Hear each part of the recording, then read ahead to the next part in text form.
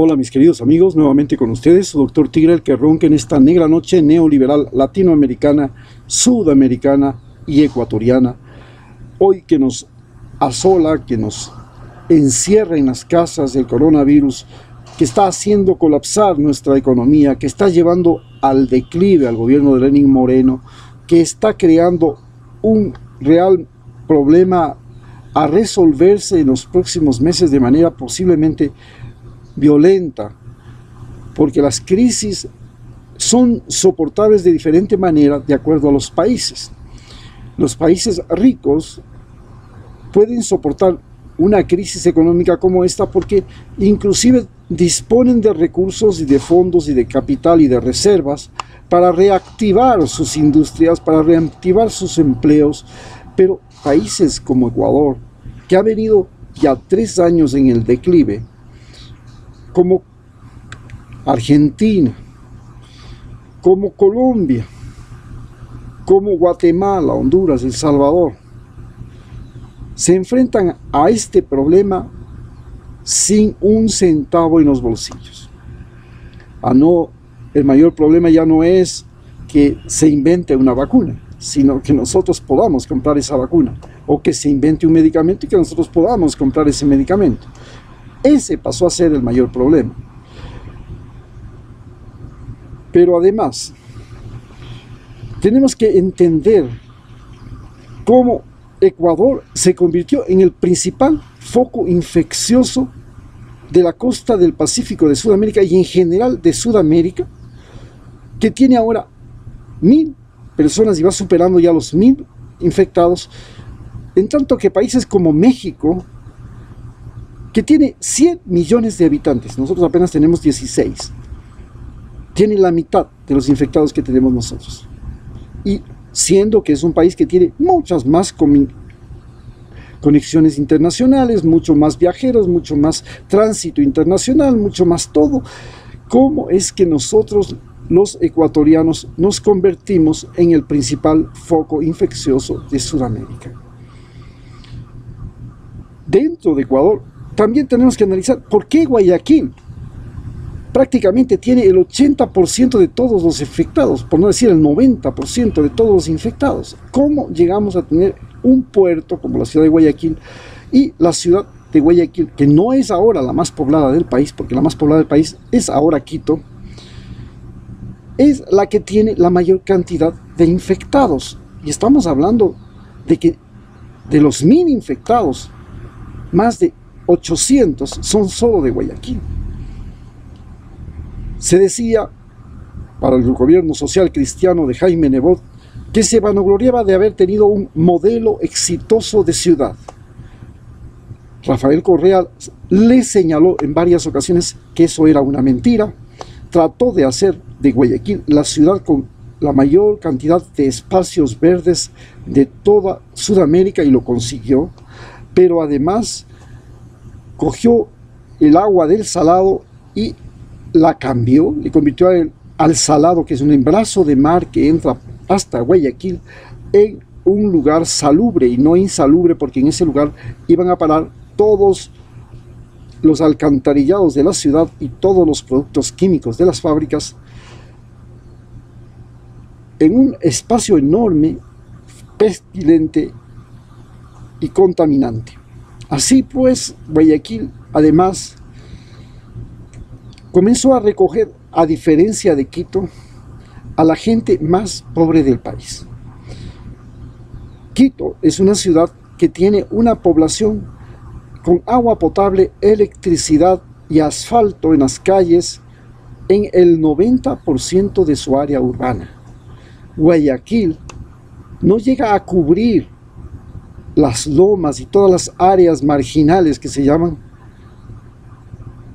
ni siquiera el 50%, y se volvió el sitio de hacinamiento de las más pobres del Ecuador. Es que en Guayaquil es más fácil vivir en relación con Quito, porque en Quito se necesita vestimenta porque es frío, se necesita prácticamente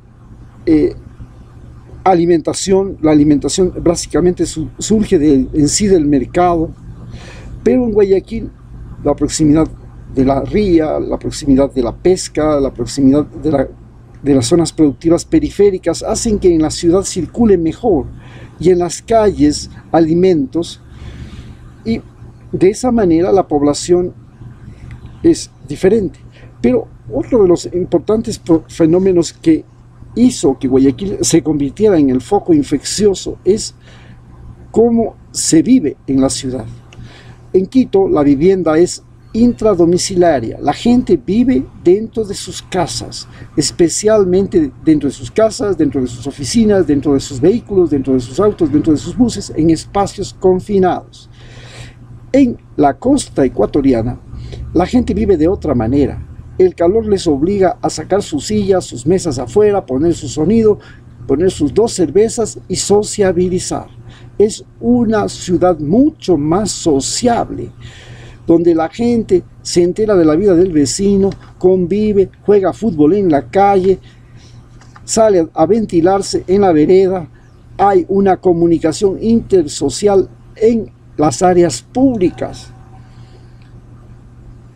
Esto favoreció evidentemente que cuando llegó el coronavirus, este se haya propagado de manera violentísima en Guayaquil. Pero también señalemos que el coronavirus, si bien se ha propagado de manera violentísima en Guayaquil, en el Ecuador en general y en América Latina, no está produciendo muchas víctimas mortales. Curiosamente, los estudios realizados en Wuhan, en China, y los estudios realizados en Europa, en Italia, en Milán, revela que esta enfermedad particularmente afecta a la gente que tiene el tipo de sangre A, con más gravedad que a los otros tipos de sangre, y afecta con menos gravedad a la gente que tiene el tipo de sangre O. América Latina tiene como tipo sanguíneo predominante el tipo de sangre O. Este tipo de sangre es particular de las razas mezcladas, de las razas mestizas, y es menos particular, es menos frecuente en las razas puras. Hablamos de los chinos, podemos hablar de los europeos, podemos hablar de todas esas razas, los arios, y todas estas razas que algún día fueron razas que no se mezclaron con otras razas, tienen predominantemente el tipo de sangre A. En las razas como en América Latina, el tipo de sangre dominante es O. Y nos revela que el tipo de sangre O no solamente que es el donante universal, es decir, nosotros los que tenemos el tipo de sangre O podemos dar sangre a todos los demás seres humanos. Los que tienen tipo de sangre AB pueden recibir de todos los demás seres humanos, y es más, los que tengan ORH negativo son aún más donantes de todos los seres humanos del planeta. Esto se produce como una reacción natural, porque aparentemente la gente que tiene el tipo de sangre ORH positivo o negativo tiene mayor capacidad inmunológica, tiene mayores defensas inmunológicas. Esto es lo que hace y explica por qué, mientras en Estados Unidos el coronavirus llega y hace un verdadero colapso y transporta el foco epidemiológico de Italia a Estados Unidos, comenzando primero en Wuhan, después se pasó a Milán y ahora está en Nueva York, y se propaga de manera espantosa, y Estados Unidos se va a convertir necesariamente y obligatoriamente en el tercer foco de la epidemia. México, que tiene un gran mestizaje, apenas tiene menos infectados que Ecuador. Increíble. ¿Cómo pudo pasar eso? ¿Cómo es que México? Y si vamos a países como Haití, que todavía han sufrido mucho más crisis económicas, temblores y desastres, todavía tiene menos. Y en el Ecuador, la provincia que menos tiene es la que más desastres ha tenido, la provincia de Esmeraldas. Recordemos que en Esmeraldas y en Manabí se produjo el terremoto del año 2016, la chikungunya, el dengue, y sin embargo, aparentemente esta gente, nuestra gente, la gente latinoamericana, tiene mayor capacidad inmunológica y aunque se infecten millones, probablemente nosotros sí vamos a poder salvar la vida de todos los seres, la mayor parte de seres humanos de nuestras áreas. Visto esto, nos planteamos entonces el problema de cómo se produjo esta infección de coronavirus en un país que llegó a tener el mejor sistema de salud de América Latina y de Sudamérica en proporción a la población, con la mayor cantidad de hospitales certificados internacionalmente durante el gobierno de Rafael Correa, con la mayor cantidad de subcentros de salud, con la mayor cantidad de dispensarios de salud para atención comunitaria de toda América Latina en proporción a la población, con el mejor sistema de 911 y de ambulancias que se supone teníamos. ¿Cómo es que nos convertimos en el principal foco infeccioso del Océano Pacífico de Sudamérica? La única razón que podemos decir es que todos los logros y toda la infraestructura e inclusive aquella gran cantidad de médicos que fueron a formarse en el extranjero, en las mejores 100 universidades del mundo, no han servido para frenar y resolver el problema, porque nuestra economía pasó de una economía de distribución de la riqueza a una economía de concentración de la riqueza. En la economía de distribución de la riqueza, Rafael Correa cogía los ingresos del Estado, el endeudamiento externo, las ganancias petroleras y las convertía en obras, y las obras eran de beneficio colectivo: carreteras, hospitales, escuelas del milenio, universidades, colegios, internet, red eléctrica, puertos, aeropuertos, eran de beneficio colectivo. Cuando entramos al gobierno de Lenín Moreno, el sistema cambia. Se quiere privatizar las empresas públicas para beneficio de empresas privadas. Se liquida los impuestos de las grandes empresas, se saca de la circulación 4.500 millones de dólares que debían entrar por pago de impuestos, desaparece el dólar de la calle, se produce un fenómeno migratorio, desaparece más el dólar de la calle por la llegada de venezolanos, desaparece más el dólar de la calle por la inseguridad que hace que las empresas prefieran sacar el dinero y ponerlo en lugar seguro y no en el Ecuador, y que los inversionistas solamente vengan a hacer el pedaleo, que se llama, entrar, invertir, sacar lo que pueden y rápidamente salvar su capital, lo que está haciendo la banca en el Ecuador.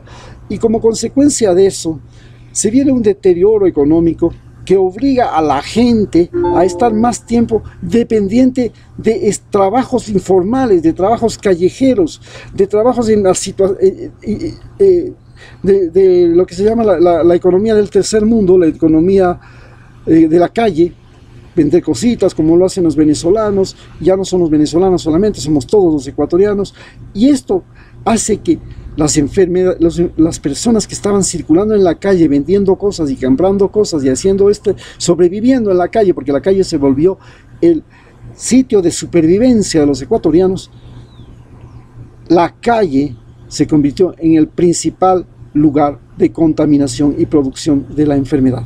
Eso explica por qué nosotros pasamos a ser el primer foco infeccioso de Sudamérica. Muchas gracias.